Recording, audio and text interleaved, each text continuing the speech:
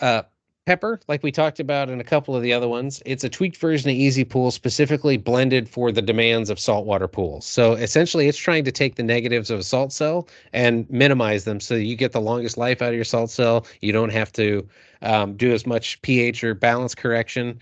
It's a really unique product. You don't need as much because it's actually playing off of the salt cell creating chlorine, and you lean on the pepper for a little bit of the extra ancillary tasks. Same kind of benefits that you get there isn't a built-in algicide component in pepper, because typically we found that the salt pools, because there's a regular addition of chlorine going in there, they don't run into the algae issues near as much as traditional chlorine pools, where they can let it go to pot, and then algae has a chance to get in. If the salt cell's running, you've got some chlorine in there, so generally your algae isn't as big a concern. It helps to prevent scale from buildup on the pool surfaces, on the saltwater equipment, so you don't have to take it apart and clean it as often. Helps to tie up the extra calcium. It is also available in a 40-pounder called Pepper Pro. Same exact chemical. So if you're running service routes where you got a boatload of salt pools, this is a lot more economical to do it like that. Again, like the other one, it's got a 1-pound scoop in it. Makes it easy to manage, and you can, once a week treatment takes care of most people. We talked about the dandruff, the salt pool dandruff. A lot of times you'll see scale forming on the bottom of a salt pool right under the return. That's actually a good sign, because it means the salt cell is able to release the material. It reverses polarity, so it actually sheds the scale that it's growing on there. It's a double-edged sword, because you know it's good because it's actually keeping the salt cell clean, but your homeowner doesn't like seeing that stuff.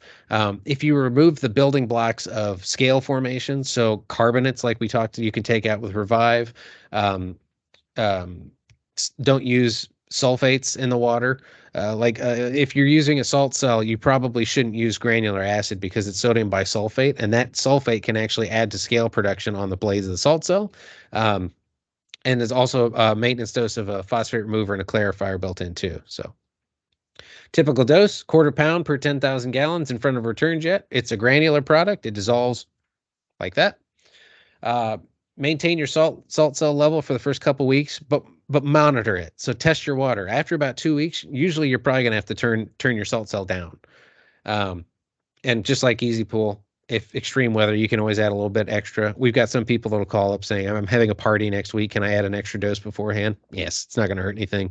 If they're using any other supplemental systems, like we talked about, UV, ozone, AOP, minerals, cut your dose in half.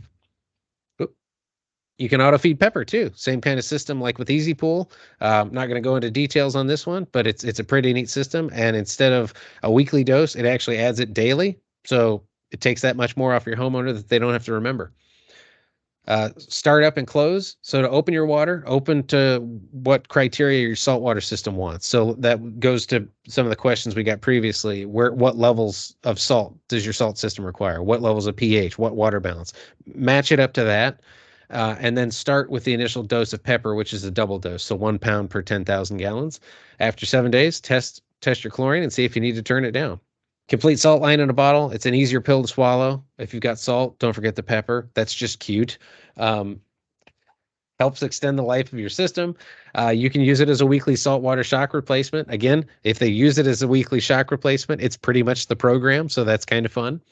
Lowers acid demand. Matt, didn't you say it's something like 60% less acid they have to add on a salt pool that uses pepper? Most of the time, if the water's balanced to begin with, it's about 80%. Okay, so quite a bit. So quite a bit. And so if you're doing service and you're servicing salt pools, this is something to consider, that by using a 2-pound pepper, your per 20,000 gallons per week chemical cost should be right around $4, your actual cost, not retail. And that's if you buy it the worst way possible. If you do the Pepper Pro, then that weekly 20,000 gallon service should really be about $3. And so if you're spending more than that on acid, which you very well could be, especially with the advent of acid being so expensive nowadays, this is a very viable option, because not only do you circumvent the problem with the pH going up, but you also help to inhibit the calcium and make the cell last longer and be more effective.